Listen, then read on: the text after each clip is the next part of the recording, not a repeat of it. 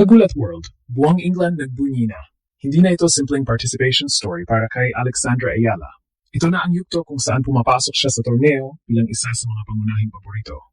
Sa paparating na Lexus Birmingham Open WTA 125 sa England mula June 1st hanggang June 7th, opisyal na nakapuesto si Alex bilang number 2 seed sa torneo. Isang napakalaking indikasyon kung gaano nakalaki ang respeto ng international tennis community sa Filipina sensation. Mas nakakagulat pa? Ang nasa ibabaw lamang niya ay ang Indonesian star na si Janice Jen, isa ring rising Southeast Asian force na matagal ng kasabayan ni Alex sa international circuit. Ang dating mga batang pangarap lamang ng Southeast Asian tennis ay ngayon mga top seeds na sa isang prestihiyosong grass court tournament sa England. Pagkatapos ng matinding clay season at French Open campaign, lilipat ngayon si Alex sa grass courts.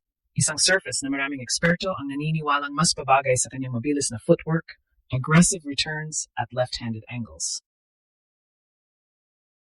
Ang Birmingham Open ay isa ring mahalagang bahagi ng paghahanda papunta sa Wimbledon.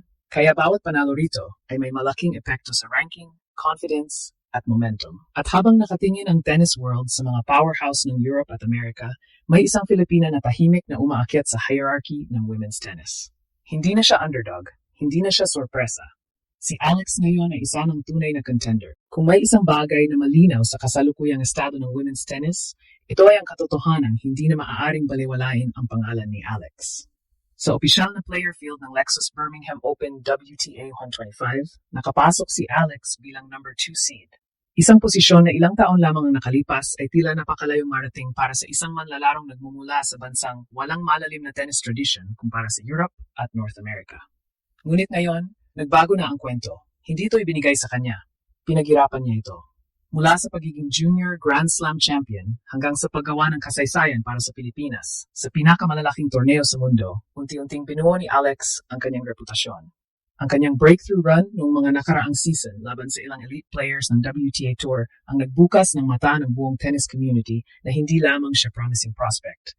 Isa na siyang legitimate threat. Ngayon, dadalhin niya ang reputasyong iyon sa England. At ang teaming ay halos perpekto. Ang Birmingham Open ay isa sa pinakamahalagang preparatory tournaments bago ang Wimbledon.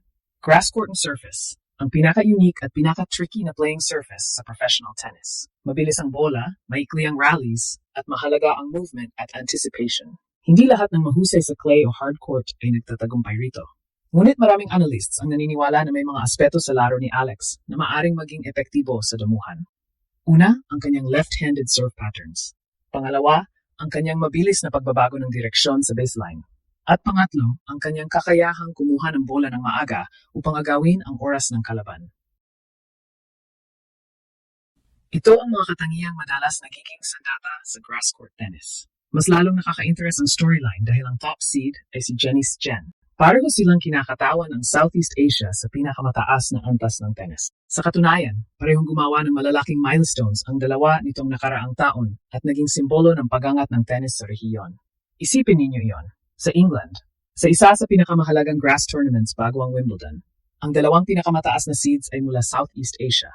Ilang taon na ang nakaraan, halos imposibleng isipin ang ganitong eksena. Ngayon, realidad na ito. At habang naghahanda ang Birmingham para sa pagsisimula ng torneo sa June 1st, isang malaking tanong ang umiikot hindi lamang sa Pilipinas, kundi maging sa international tennis media. Hanggang saan dadalhin ni Alex ang kanyang pinakamalaking grass court opportunity sa ngayon? Pero ang pinakanakagulat sa lahat ay hindi lamang ang pagiging number 2 seed ni Alex. Ang mas malaking kwento rito ay kung gaano kalayo na ang kanyang narating sa loob lamang ng isang taon. Noong nakaraang grass court season, pumunta si Alex sa England bilang isang player na sinusubukan pa lamang patunayan ang sarili laban sa mga mas kilalang pangalan sa WTA circuit. Sa Birmingham noong 2025, maaga siyang natigil matapos ang isang mabigat na 3-set battle laban kay Linda Fruhvirtova. Isang masakit na pagkatalo na nagpakita kung gaano kahirap ang transition sa grass courts. Pero doon nagsimula ang pagbabago. Sa halip na bumagsak ang kanyang momentum, tila doon palalo nabuo ang kanyang kumpiyansa. Pagkatapos ng Birmingham, nagsimula ang isa sa pinakamahalagang stretches ng kanyang career. Unti-unti niyang pinatunayan na kaya niya makipagsabayan sa pinakamahusay sa mundo hanggang sa tuluyang umakyat sa rankings at maging isa sa pinakamainit na pangalan sa women's tennis. At ngayon, babalik siya sa parehong bansa. Pero ibang Alex na ito. Hindi na siya pumapasok bilang prospect. hindi na siya pumapasok bilang wildcard story. Papasok siya bilang isa sa mga pangunahing mukha ng torneo. Sa katunayan, ayon sa WTA at tournament organizers, si Alex mismo ang isa sa mga headline attractions ng 2026 Birmingham Open dahil sa kanyang breakout rise at lumalaking international fanbase. At may dahilan kung bakit maraming mata ang nakatutok sa kanya. Sa kasalukuyan, kabilang na si Alex sa mga pinakamataas na ranked players ng Southeast Asia. Ang dating pangarap lamang ng rehiyon na magkaroon ng consistent presence sa elite women's tennis ay unti-unti nang nagiging realidad. Kasama ni Janice Jen ng Indonesia, binubuo nila ngayon ang bagong mukha ng Southeast Asian Tennis Revolution.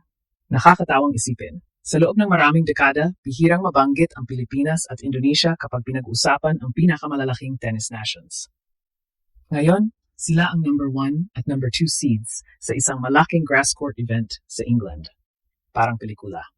Pero totoo. At kung susuriin ang estilo ni Alex, may dahilan kung bakit maraming eksperto ang naniniwalang maaring maging espesyal ang grass season na ito para sa kanya.